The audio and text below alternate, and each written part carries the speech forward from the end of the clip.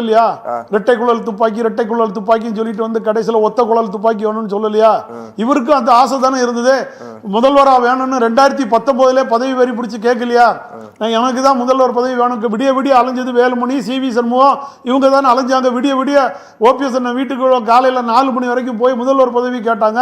அப்புறம் ஒரு குழுவை போட்டாங்க. அப்போ பதவி வரி யாருக்கு பிடிச்சிருந்தது? அடுத்தது சரி தோத்தாச்சு, எதிர்கட்சி தலைவர் நான் தான் இருப்பேன்னு சொல்லி பதவி வரி யாருக்கு பிடிச்சிருந்தது? அந்த பதவி வரி அப்பமா நம்ம தோத்துட்டோம். முதல்வர் பதவி கேட்டோம், தோத்துட்டோம். அடுத்தது கட்சியோட ஒருங்கிணைப்பாளர், அவர் தான் பொதுச் செயலாளருடைய அந்தஸ்தில் இருக்கிறவர். அவர் எதிர்கட்சி தலைவர் ஆட்டுன்னு எண்ணம் வரலையே, அப்பவும் நான் தான் இருப்பேன்னாரு. சரி, அதுக்கும் விட்டோம். அடுத்தால திரும்பி என்ன பண்ணாரு? ஒற்றை தலைமை ஒருங்கிணைப்பாளர் நாங்கள் எல்லாம் ஓட்டு போட்டு அடிமட்ட தொண்டரெல்லாம் ஓட்டு போட்டு உங்களை தேர்ந்தெடுத்தாச்சு. ஒற்றை ஓட்டில் 2 பேரை. அப்பவும் ஒருத்தரை கலத்தி விட்டுக்கிட்டு பதவி வரி ஆசைப்பட்டு அந்த பதவி வரிக்கு வர முயற்சி பண்ணது யாரு? இப்படி எல்லாம் பண்ணி அதிமுக இன்று சீரழிகிறதுக்கு காரணம் 10 தோல்வி 11 தோல்விக்கும் இன்னைக்கு அடிபட்டு வந்திருக்கிறது பழனிசாமி தான் முக்கியம். வேலுமணி தரப்பு பண்ண தவறு இல்லைங்கிறீங்களா நீங்க? வேலுமணி சொன்னாரு, CV சண்முகம் இல்ல. அவங்க 2024 தோல்விக்கு போறவே 6 முன்னாள் அமைச்சர்கள் அண்ணன் செங்கோட்டையன் உட்பட பேசினாங்க. நம்ம ஒரு பரிசீலனை பண்ணுவோம். அப்ப என்ன பண்ணாரு? செங்கோட்டை வெளியே வந்து சொன்னா அவரு துரோகி.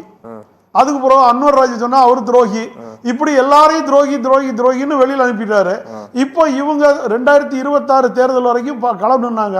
பாஜக கைக்குள்ள இருந்தாங்க. 2026 சார் ஒரு மேடையில ஒரு அதிமுகவுடைய ஒரு பொதுச் செயலாளர் அந்தஸ்தில் இருக்கிறவரை வச்சுக்கிட்டு ஒரு மோடி இரட்டை இன்ஜின் ஆட்சி சொல்ல, அதை விட கேவலம் வேற இருக்கு சார் வேணும்?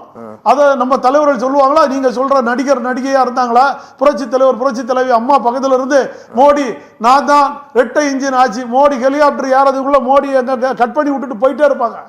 அந்த தைரியம் அந்த திறன் எடப்பாடி பழனிசாமிக்கு இருந்தா அவங்களோட அமித்ஷாவோட பிடிக்குள்ள இருந்தாங்க. அது இவங்களும் இருந்தாங்க. இப்போ அமித்ஷா என்ன பண்ணிட்டாங்க? விட்டுட்டாங்க. பாஜக விட்டுட்டாங்க. நீங்க தேராது, உங்களுக்குள்ள அடி போட்டு ஒரு முடிவு எடுத்து யாராவது ஒருத்தர் வாங்க, அது வரைக்கும் வரமாட்டாங்க. இப்போ அந்த சீன் தான் நடக்க வழியா. அதுக்கும் விஜய்க்கு எந்த சம்பந்தமும் கிடையாது. என்னை பொறுத்த வரைக்கும் நான் விசாரிச்ச நிலைமையிலையும் அவங்க கட்சியை கைப்பற்ற தயாராயிட்டாங்க சார். பொதுச் செயலாளர் மாத்தணும். பொதுச் செயலாளர் எப்படி 10 பேர் முன்மொழியணுமோ 10 பேர் வழிமொழியணுமோ பொதுக்குழு கூட்ட சொல்றாங்க. 1/3 அவங்கள்ட்ட மெஜாரிட்டி % இருக்காங்க. இன்னும் மிச்ச பேர் அவங்க கூப்பிடுறதுக்கு எடப்பாடி பழனிசாமி தாங்க பொதுச் செயலாளர் சொல்லுவாங்க. உங்களை வச்ச பொதுக்குழு கூட்ட சொல்லுவாங்க. உங்களை வச்ச உள்ள வருவாங்க. அதுக்கு பிறகு பொதுச் செயலாளர் மாத்துக்கிறது கேட்கணுங்கிறது அவங்களுடைய குறிக்கோள்.